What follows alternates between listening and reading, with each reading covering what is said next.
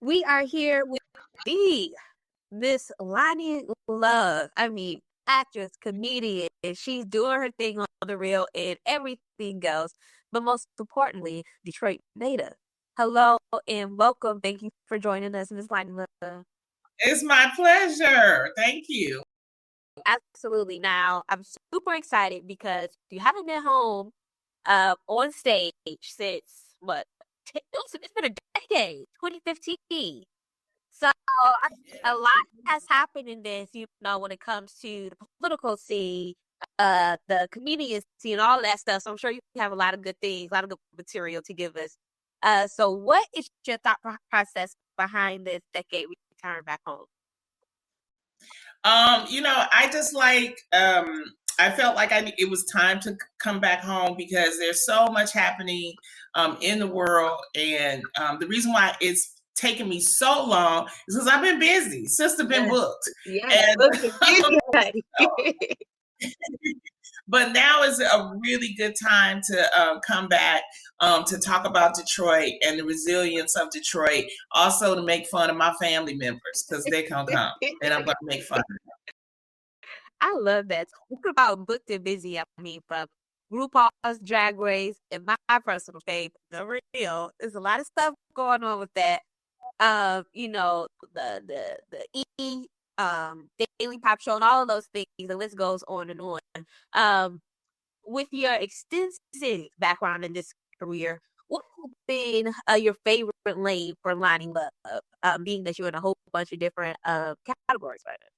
Well, nowadays you have to be a multi-hyphenate because the industry is so volatile, it's ever changing. So that's why you see so many personalities doing so many different things, whether they're selling liquor or selling clothes or doing different shows. So I'm just part of that.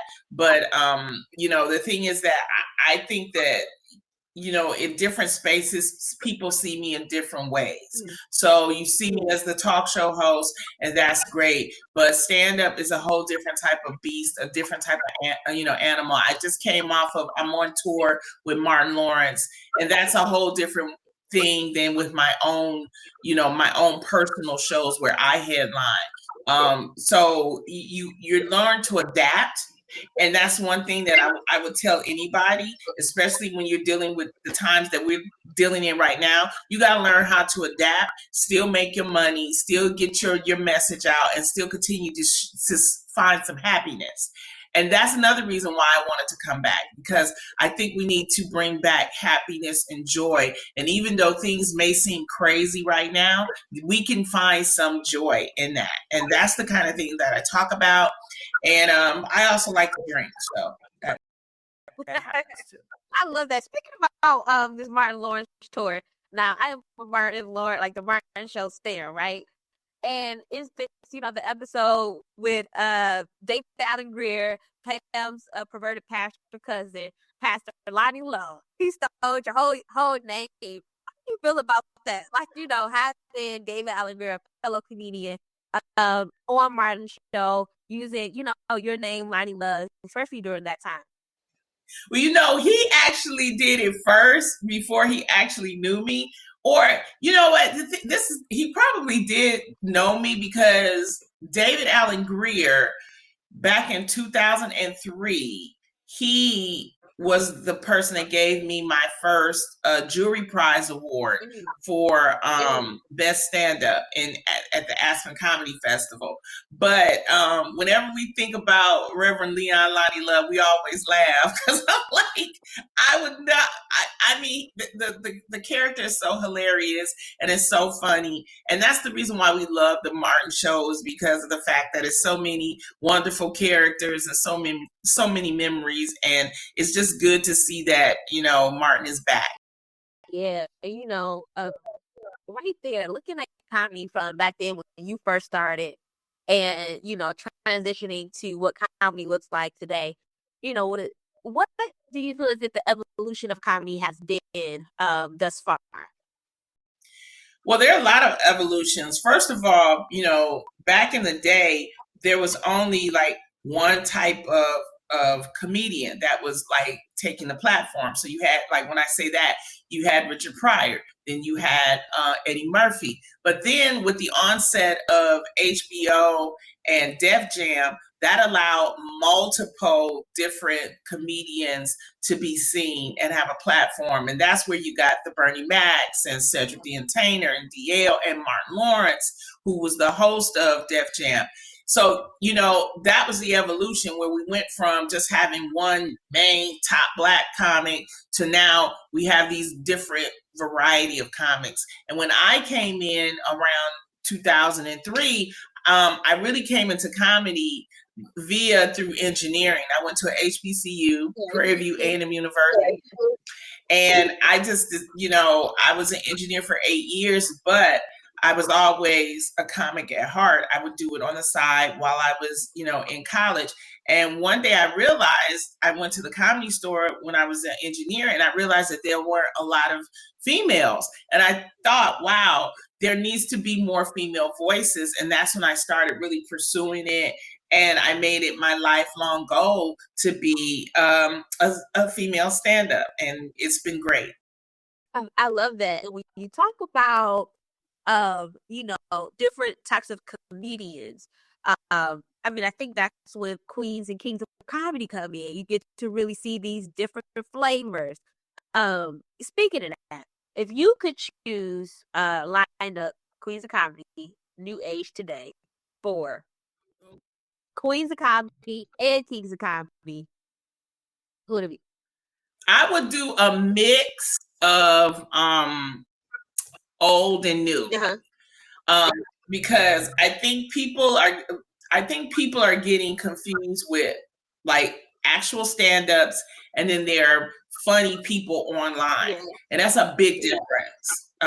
So you have your funny people that are online that do the TikToks, and we enjoy them, and the IGs, and that's great. But to be able to stand up in front of a crowd for an hour and a half, and just deliver jokes by yourself, it still is a skill that needs to be, you know, acquired, and you have to love the stage. And so, you know, if I had to do it today, I would mix it with people that are old and new, so that you have the legacy, but then you have the up and coming. So for females, I mean, you have my girl Leslie Jones, you have Lunella, you have Monique, of course, who is still out there killing it. But then you have the new comics. You have a girl named Vanessa Graddick. You have Jess Hilarious. You have Shantae Wayans, and then you also have the LGBTQ comedians that you mix in there as well. So if you do all of that, and that's the reason why too, I'm actually working on something that I hope I can get pushed through, is actually a stand-up show that'll be produced for women, and we're gonna tape it and put it out there for the public to see. I just think that, you know, this is my life's calling, is to do comedy and do production. And I try to use my platform to help give exposure to as many people as possible and flirt with as many men as I can see. Oh, the flirt, you know, I'm with you with that. I love that. Now you circling back, full circle, you're back home, Tech alum. When it comes to the city, specifically when it comes to the comedic scene, you know, everybody comes to Detroit. They always have good things to say. Always say that Detroit is second home. They show love. What's your outlook when it comes to comedic scene here in Detroit? Back then, yeah. You know, I mean, we used to have, and I think it's still open, Coco's House of Comedy. Now, this new location I'm going to is called the House of Comedy Detroit. I'm excited. This is my first time being there. We're going to pack it out. We're going to have a good time. The reason why I love Detroit is because Detroit is real. We are real people. We work hard. We could deal with the snow.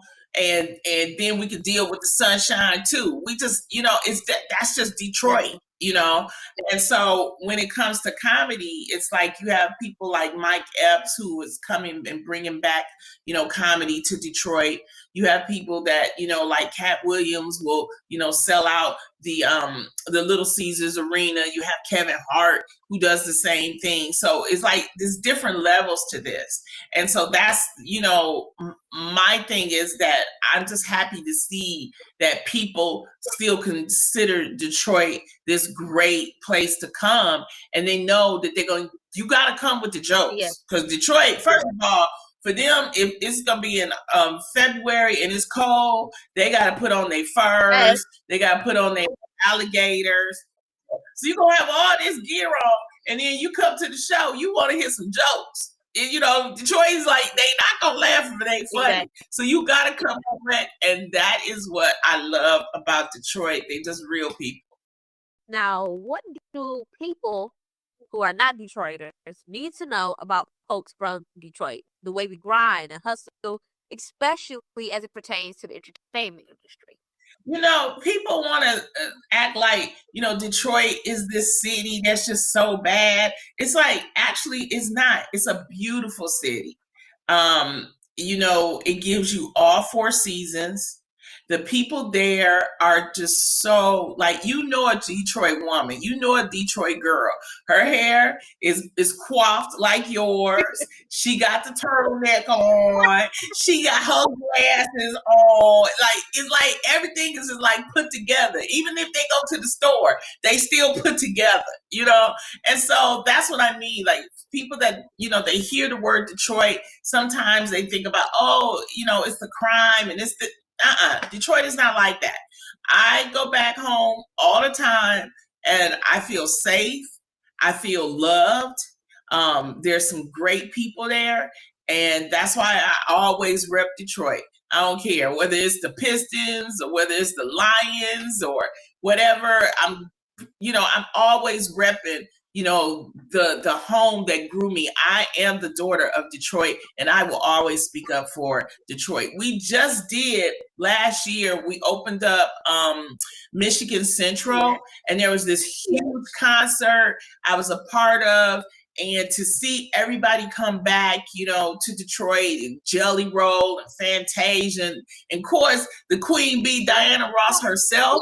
I mean, it was like a monumental moment. And that's what Detroit is about. And, the resurgence of Detroit. And just, Eminem is like, that's a Detroit. It doesn't matter about your color. It's like, you from Detroit, you from Detroit. Absolutely. It's not no black Detroit. Like, no, you from Detroit. We know you because you from Detroit. I was just talking to JB a couple of months ago, JB Smooth. He and I had an interview. And I was asking him, what is his top Detroit spot he got to go to? This fool said, look, what is your top spot you got to go to when you come to the city, when you come back home? What's your spot you got to go to? There's so many spots that I love in Detroit. I really like just riding around the city, actually. I'm not like a big, like, I gotta go to this restaurant. I go to all of them, but I just love riding around the city, especially early in the morning, because it's quiet and it's just peaceful. And I just love that about the city. And you see the monuments and you see the statues, and you go downtown to Detroit and you see that statue, the man, the thinker, it's like, that's, you see Cobo Hall, you see the riverfront. We got water. You can see Canada from Detroit. Okay, everybody talking about you can see Russia from Atlanta. We see Canada from Detroit. So it's a beautiful city. Like going down Jefferson, heading to Belle Isle with your jams. I would say Belle Isle. Belle Isle is the place that I always go. I just take my own food, go hang out, especially in the summertime. It's like the best place. It's the best place. Last but not least, tell us what we can look forward to February 28th through March 1st at the Detroit House of Comedy. Miss Loni Love. Let us hear it. what I have coming up is, it's award season. So if you check me out, I'll be live on the red carpet, handling all of that. I have this fabulous comedy tour, and that's why I'm excited to bring it to Detroit. As you said, those are the dates. It's 4 big shows, but we're getting back into production and producing television shows that are great for everybody. So, and I still have my radio show, Cafe Mocha Radio. So we're still doing, it's so much that's happening, so many different things. All you got to do is go to lonilove.com and you can see everything that I am doing. It's a wonderful, wonderful, wonderful time right now. I love that. There you have it. The Miss Loni Love, live in flesh. See her February 28th through March 1st. Thank you so much, Miss Loni Love.